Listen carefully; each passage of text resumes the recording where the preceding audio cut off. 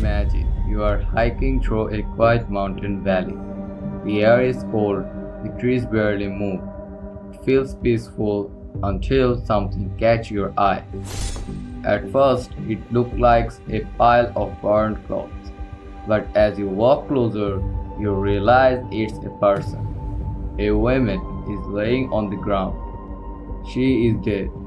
Police arrive expecting a normal investigation, but within hours they realize this is anything but normal because this woman has no name, no identity, and almost every clue seems to have been hidden on purpose. More than 50 years later, people are still asking the same question. Who was the Isdal Woman? It was November 29, 1970. A father and his two young daughters are hiking in Isdalen Valley near the city of Bergen, Norway. The valley was beautiful, but it also had a dark reputation. Local people even had a nickname for it, Dead Valley. Years before, people had taken their own lives there, others had died in accidents. The place already carried an unsettling feeling. As the family walked along the trail, one of the girls noticed something unusual laying between the rocks. They moved closer. What they found shocked them. A woman's body was laying on the ground. It had been badly burned. The family immediately contacted the police. Within a short time, investigators surround the area. At first, investigators believe they are looking at a tragic accident. Maybe someone had started a fire to stay warm. But as they looked closer, nothing made sense. Around the body, police found several strange objects. There was a broken umbrella, a wristwatch, rubber boots, jewelry, an empty bottle, and melted plastic containers that smelled like gasoline. The women had also been carrying sleeping pills. It looked as if someone had carefully arranged many of these items for before the fire. But the strangest discovery was still waiting. When police examined her clothes, they noticed something very unusual. Every single clothing label had been removed. Brand name, manufacturer tags, every laundry label, everything had been carefully cut away. Whoever this woman was, she didn't want anyone to know where her clothes came from. That wasn't all. Her fingerprints had been damaged by the fire. There was no passport, no wallet, no driving license, no family photographs, nothing that could tell police her name. It was almost as if someone had erased her identity before she died. Investigators searched missing person reports across Norway. Nothing matched. They contacted other countries, still nothing. Nobody had reported this woman missing. It was as if she had appeared from nowhere and vanished forever. But just when police thought they had reached a dead end, a discovery at the Bergen train station changed everything. Inside a locker, investigators found two suitcases, and what was inside would turn this strange death into one of the greatest unsolved mysteries in Europe.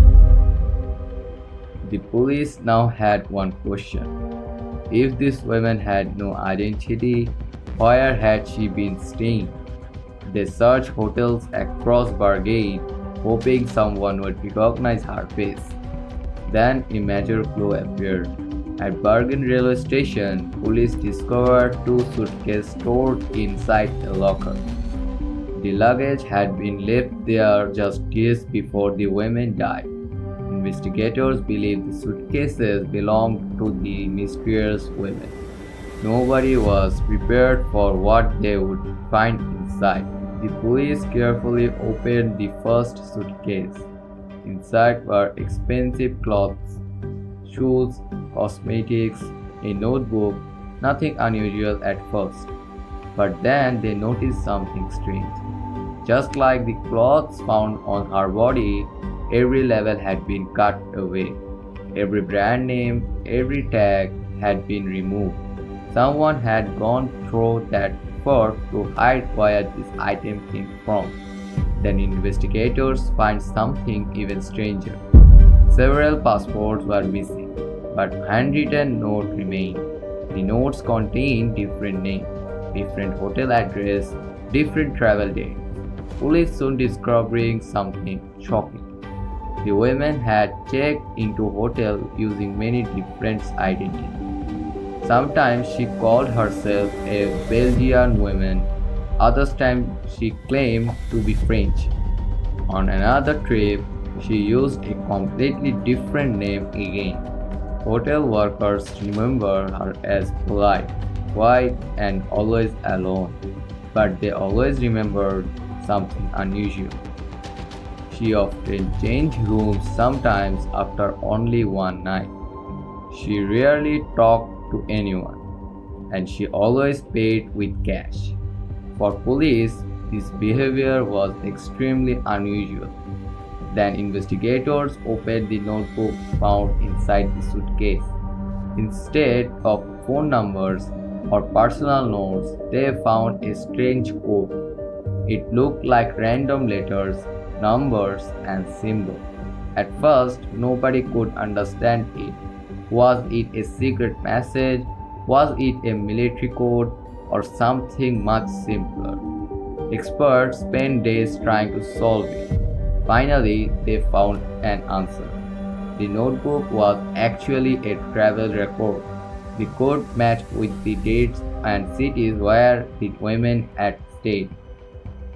She had traveled across Europe for months: Norway, Germany, Switzerland, Belgium, French, always moving, never staying in one place for long. It almost looked like someone following a secret schedule. Police began interviewing hotel workers. Almost everyone described this woman the same way. She was elegant, well dressed, confident. She spoke several languages. She had a noticeable accent, but nobody could agree where it came from. One employee remembered something especially strange. Whenever she entered a restaurant, she always chose a seat facing the door, as if she wanted to see everyone who came inside. Another witness said she sometimes disappeared for hours, then returned without explanation. The more police learned, the less this looked like an ordinary traveler. A woman with many names, constant travel across Europe, secret codes, clothing with every label removed, and no real identity. Police now began asking a question that would change the entire investigation. Was the Isdal woman actually a spy? In the next part, we'll explore the Cold War secret witness and the evidence that made investigators believe this mystery might have been much bigger than anyone imagined. The police had collected dozens of clues, but none of them answered the biggest question: who was this woman? Every answer only created another mystery. Then investigators start looking beyond Norway. What they discovered changed the entire direction of the case. To understand this mystery, we need to go back of the year 1970. Europe was in the middle of Cold War. Countries were spying on each other almost every day. Secret agents across borders using fake names and false passports. Information was one of the world's most valuable weapons. This made investigators wonder, could the Isdal woman have been one of these secret agents? Then police interviewed another witness. The witness remembered seeing the woman several days before her death, but she wasn't alone. She was walking with two unidentified men. The three appeared to know each other. They are talking quietly. After the meeting, nobody could confirm where the man went. their identities remain unknown even today. Hotel employees also remembered unusual habits. She often looked over her shoulder before entering a building. Sometimes she suddenly changed her travel plans. She rarely stayed in one place for a very long. She usually carried very little luggage during the day. Even though two large suitcases were later found. She also avoided talking about her personal life. No family, no friends, no past. It almost felt like she was living under a carefully created identity. When doctors completed the autopsy, the result raised even more questions. They found a large amount of sleeping pills inside her stomach. Doctors also found carbon monoxide in her lungs. This suggested that she was still breathing when the fire started, but there are no serious injuries showing she had fought anyone. No broken bones, no sign of a violent struggle. Because of this, investigators believe the official cause of death was consistent with a combination of sleeping pills and carbon monoxide poisoning, but many questions remain unanswered. But one important question remained. Did she choose to end her own life or was someone else responsible? Over the years, the theory became more popular than any other. The spy theory supporters pointed to the fake identities, the coded note, consistent travel across Europe, speaking several languages, and removing every clothing level. Some researchers even suggested she may have been watching military activities in Norway. But there was one problem. No government was ever confirmed that she worked for any intelligence agency. Even after decades, there is still no document proving she was a spy. The theory is possible, but it was never been proven. The police had no name, no family, no country, and no clear answer about how she died. The investigation slowly grew cold. Many people believed the mystery would never be solved. But decades later, modern science reopened the case. New technology would reveal clues that investigators in 1970 could never have imagined. And for the first time, the world came closer than ever to discovering who the Isdal Woman really was. For many years, the Isdal Woman case sat inside police archives. Dust slowly covered the files, witnesses grew older, some passed away, and people believed the mystery would never be solved. But science never stopped moving forward. Nearly 50 years after her death, investigators decided to take another look. This time, detectives had something their predecessors never had: modern forensic technology. Scientists carefully studied her teeth. They also examined tiny chemical traces looked inside her body. These traces are called isotopes. Think of them like tiny fingerprints left behind by the water and food a person consumed while growing up. But studying these clues, scientists hope to answer one question: where did the Isdal woman spend her childhood? The results surprised many investigators. The evidence suggested she mostly grew up somewhere in Central Europe, possibly near the border between German and French. This matched some earlier witness description of her ascent. It also fit her pattern of traveling across several European countries, but it still didn't reveal her name. She remained a mystery. Even today, experts continue to debate what happened on that lonely mountainside. One theory was she was a spy whose mission went terribly wrong. Another believes she may have been involved in secret intentional smuggling.